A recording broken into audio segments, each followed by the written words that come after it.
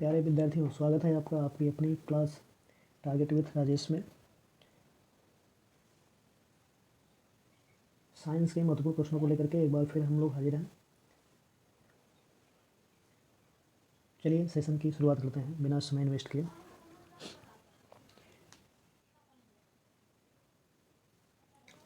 देखते हैं पहला प्रश्न हमारा,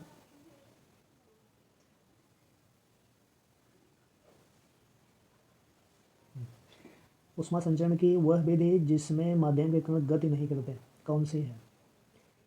तो विद्यार्थियों, ऊष्मा संचरण की यहाँ पे 3 विधियाँ बताई जा रही हैं। एक चालन है, विकिरण है, संवहन है। और हमें इन्हीं ऑप्शनों में से देखना है कि इन तीनों ऑप्शनों में से किसमें माध्यम के कण गति नहीं करते, या फिर तीनों में से कोई सही नहीं है। तो देखते हैं, चालन की बात करें पहले। तो चालन किसे कहते हैं? चालन ऊष्मा संचरण की वह प्रक्रिया होती है जिसमें माध्यम होता है और माध्यम के कण अपना स्थान नहीं छोड़ते, गति करते हैं लेकिन अपने स्थान को नहीं छोड़ते। यह प्रक्रिया चालन होती है। संवहन की बात करें तो संवहन भी बिना माध्यम के संभव नहीं है। इसमें भी माध्यम की आवश्यकता होती है और इसमें जो कण हैं वह अपने स्थान को छोड़ते हैं, इसमें अपने स्थान को यह छोड़ते हैं। लेकिन ऊष्मा संचरण की जो विकिरण विधि है, विकिरण की जो प्रक्रिया है, इसमें माध्यम की आवश्यकता नहीं होती है। ऊष्मा संचरण की जो विकिरण प्रक्रिया है, इसमें माध्यम आवश्यक नहीं होता, यानी इसमें माध्यम नहीं होता। अब जब माध्यम नहीं है तो प्रश्न हमारा है कि जिसमें माध्यम के कण गति नहीं करते, तो जब माध्यम ही नहीं होगा तो फिर माध्यम के कण की गति होगी ही नहीं। तो सही ऑप्शन हमारा है विकिरण। ऊष्मा संचरण में चालन में भी माध्यम की आवश्यकता होती है, संवहन में भी माध्यम की आवश्यकता होती है, लेकिन विकिरण में माध्यम की आवश्यकता नहीं होती, इसलिए माध्यम के कण गति नहीं करते। तो सही ऑप्शन हमारा विकिरण है।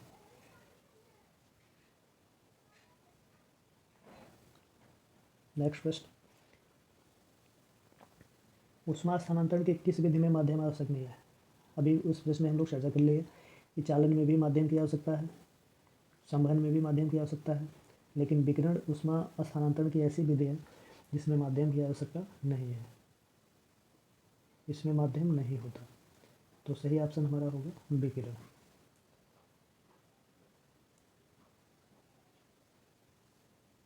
नेक्स्ट प्रश्न, सूर्य की ऊष्मा पृथ्वी पर निम्नलिखित में से किस प्रकार के संचार माध्यम से आती है? प्रश्न हमारा है कि सूर्य की ऊष्मा पृथ्वी पर किस संचार के माध्यम से आती है?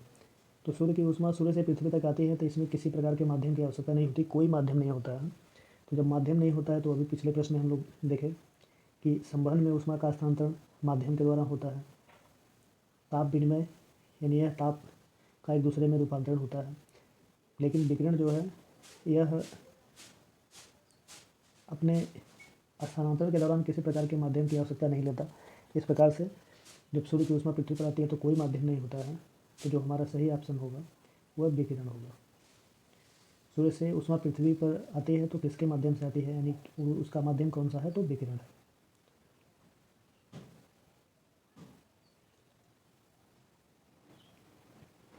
नेक्स्ट प्रश्न, भौतिकी की वह शाखा जो वस्तु की गति का अध्ययन कराती है। भौतिकी की वह शाखा जो वस्तु की गति का अध्ययन कराती है वो क्या कहलाती है? तो अगर ऊष्मा गतिकी की बात करें तो ऊष्मा की गति का अध्ययन ऊष्मा गतिकी में होता है। विद्युत या इलेक्ट्रॉन या आवेशों की गति का जो अध्ययन होता है वह इलेक्ट्रॉनिकी में होता है। लेकिन यांत्रिक की जब बात करेंगे तो वस्तु की गति का जो अध्ययन कराता है वह कौन है? यांत्रिकी है। ऊष्मा का अध्ययन ऊष्मा गतिकी, आवेश या इलेक्ट्रॉन या विद्युत, इनके गति का अध्ययन इलेक्ट्रॉन की, और वस्तु की गति का अध्ययन यांत्रिकी में होता है। तो सही ऑप्शन हमारा यांत्रिकी है।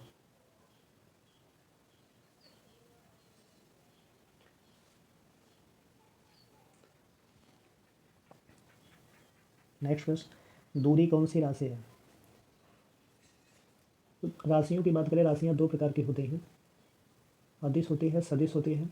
अदिश राशि वह राशि होती है जिसमें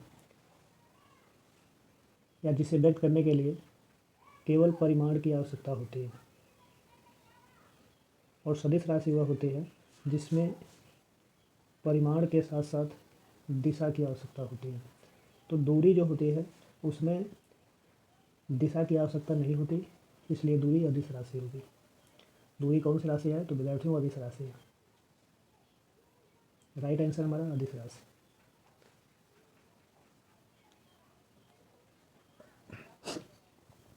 नेक्स्ट प्रश्न, किसी वस्तु का विस्थापन हो सकता है।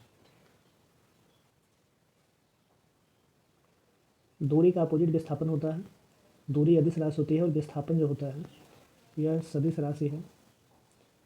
और जो सदिश राशि होती है उसे व्यक्त करने के लिए परिमाण के साथ साथ दिशा की भी आवश्यकता होती है। तो जब विस्थापन की बात करेंगे तो विस्थापन शून्य भी हो सकता है, ऋणात्मक में भी हो सकता है और धनात्मक में भी हो सकता है। इस प्रकार से सही ऑप्शन हमारा ये सभी है। तो सही ऑप्शन सभी। नेक्स्ट प्रश्न, निम्नलिखित में से दूरी का मात्रक क्या है? तो देखें, सेकंड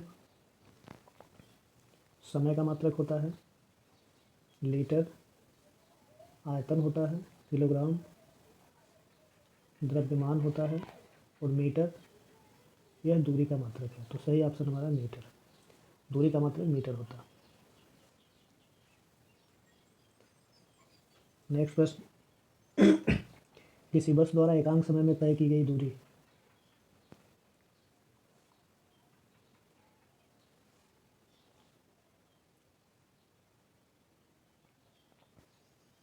पथ की लंबाई को दूरी कहा जाता है। कोई वस्तु एक स्थान से दूसरे स्थान तक जाती है तो उसकी दोनों स्थितियों का अंतर विस्थापन होता है। एकांक समय में वस्तु के विस्थापन को वेग कहते हैं और एकांक समय में चली गई दूरी को चाल कहते हैं। तो प्रश्न था एकांक समय में तय की गई दूरी, तो एकांक समय में तय की गई दूरी को चाल कहते हैं। तो सही ऑप्शन हमारा चाल होगा।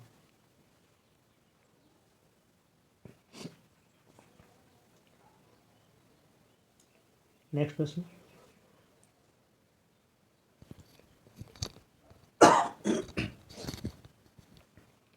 चाल का मात्रक है। तो ध्यान दें, चाल का जो मूल मात्रक होता है वह मीटर प्रति सेकंड होता है। तो सही ऑप्शन हमारा मीटर प्रति सेकंड। चाल का मात्रक मीटर प्रति सेकंड।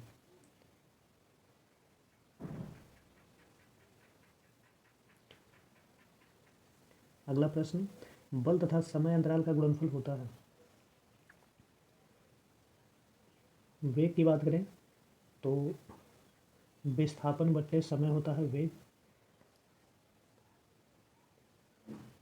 संवेग की बात करें तो द्रव्यमान और वेग का गुणनफल संवेग होता है।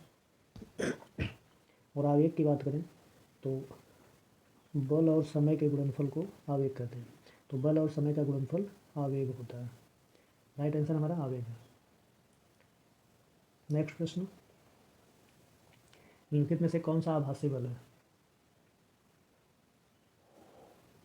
यदि कोई वस्तु इस प्रकार की हो कि उस पर वास्तव में कोई बल न लगा हो लेकिन उसे आभास हो कि उस पर कोई बल लगा हो तो वह बल आभासी बल होता है। और आभासी बल अपकेंद्र बल होता है। अपकेंद्र बल को आभासी बल कहते हैं। नाभिकीय बल, नाभिक में प्रोटॉन और न्यूट्रॉन के बीच लगने वाले बल को नाभिकीय बल कहते हैं। किसी वस्तु पे कोई बल लगाया जाए तो विपरीत दिशा में उतना ही बल लगता है जिसे प्रक्रिया बल कहते हैं। वृत्तीय गति करते हुए कण पर केंद्र की ओर से लगने वाला बल अभिकेंद्र बल होता है। तो आभासी बल हमारा अपकेंद्र बल। सही ऑप्शन अपकेंद्र बल।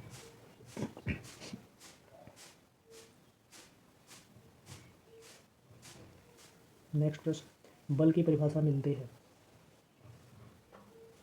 बल की परिभाषा देने वाले वैज्ञानिक न्यूटन ने बल की परिभाषा दी है। और न्यूटन ने जो बल की परिभाषा दी है वह अपने द्वितीय नियम के माध्यम से दी है। प्रथम नियम एक प्रकार से जड़त्व के नियम से मैच करता है और तृतीय नियम क्रिया प्रतिक्रिया का नियम होता है। तृतीय नियम क्रिया प्रतिक्रिया का नियम होता है।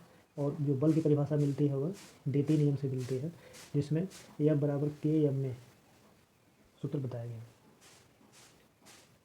तो सही ऑप्शन हमारा द्वितीय नियम। नेक्स्ट प्रश्न, एक समान गति वाला पिंड। एक समान गति से यदि कोई पिंड चल रहा है तो वह पिंड त्वरित नहीं होता। एक समान गति से अगर कोई पिंड चल रहा है, एक समान गति से कोई पिंड किसी भी रूप में चल रहा है तो अगर गति उसकी बदल नहीं रही है तो उसमें कोई भी त्वरण नहीं होगा, यानी उसका त्वरित नहीं होगा, उसमें कोई त्वरण नहीं होगा, तो सही ऑप्शन त्वरित नहीं होगा।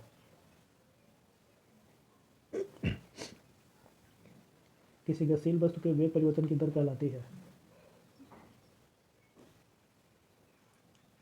एकांक समय में चली गई दूरी को चाल कहते हैं, यानी दूरी बटे समय जो होता है चाल होता है।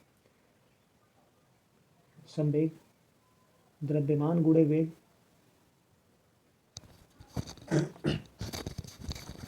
द्रव्यमान गुणे वेग संवेग होता है। और वस्तु के वेग परिवर्तन की जो दर होती है यह त्वरण कहलाती है। तो वस्तु के वेग परिवर्तन की दर को त्वरण कहते हैं और त्वरण के ऋणात्मक को मंदन कहते हैं। तो किसी वस्तु के वेग परिवर्तन की दर कहलाती है, तो सही ऑप्शन हमारा त्वरण।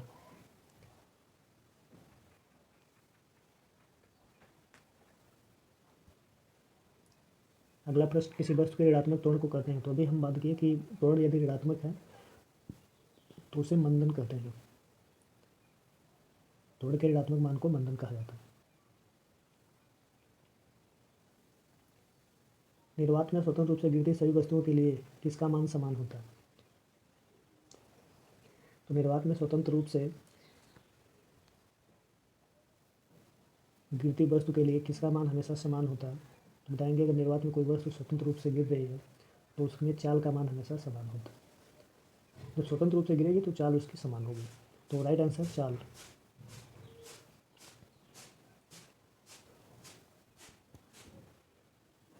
बहुत अच्छा प्रश्न है।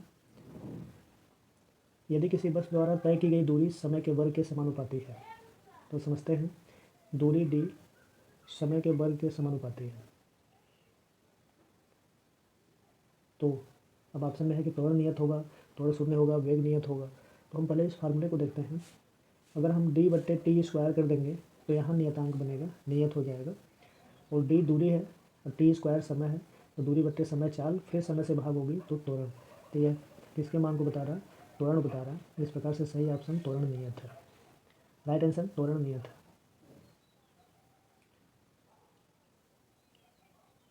वृत्ताकार पथ के चारों ओर पिंड की गति का उदाहरण है?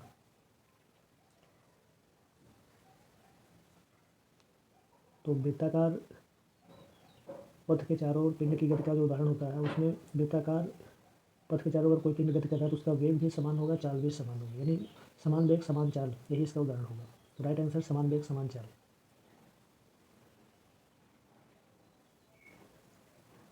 एक समान वृत्तीय गति में अगर एक समान वृत्तीय गति है तो त्वरण एवं चाल दोनों नियत रहते हैं। त्वरण एवं चाल नियत रहते हैं जबकि वेग परिवर्तित होता है, गलत है। वेग और त्वरण दोनों नियत रहते हैं, गलत है। जब गति एक समान है तो त्वरण और वेग दोनों परिवर्तित होंगे। हालांकि वृत्तीय गति है तो जब वृत्तीय गति होगी तो जो ही एक कण गति करते हुए आगे बढ़ेगा तो इसकी तुरंत दिशा बदल रही है, तो दिशा बदलेगी, इसका वेग तुरंत बदल जाएगा। तो त्वरण एवं वेग दोनों परिवर्तित होते हैं। राइट आंसर त्वरण वेग दोनों परिवर्तित होते हैं।